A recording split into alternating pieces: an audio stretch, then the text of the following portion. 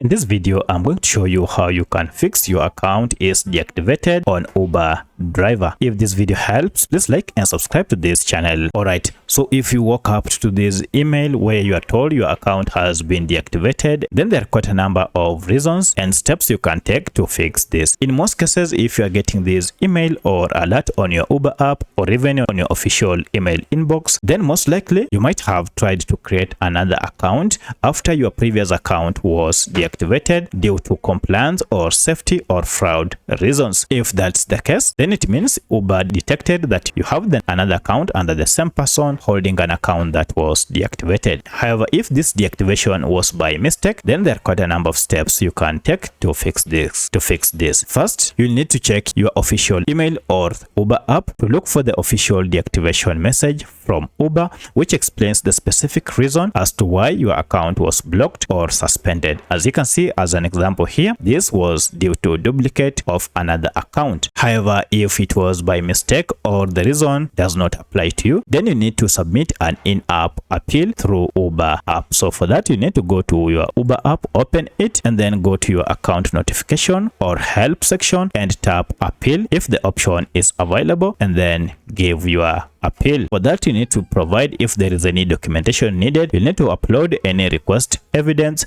receipts, documents, or a clear explanation addressing the issue that you think was flagged by mistake. However, if you cannot log into your app, then you need to go to the official Uber Help Center app via a web browser to log in or find account specific support option to fix your issue. Once your issue has been resolved, now you should be able to log in to your Uber app or account and take orders without any issue. So let me know which of this was able to fix. You also want to ensure that you're not using your VPN app, as this might be causing the issue, indicating you are in different location. So let me know which of this was able to fix your issue. If you have any other question, kindly comment below. Otherwise, thanks for watching and let's meet in the next video.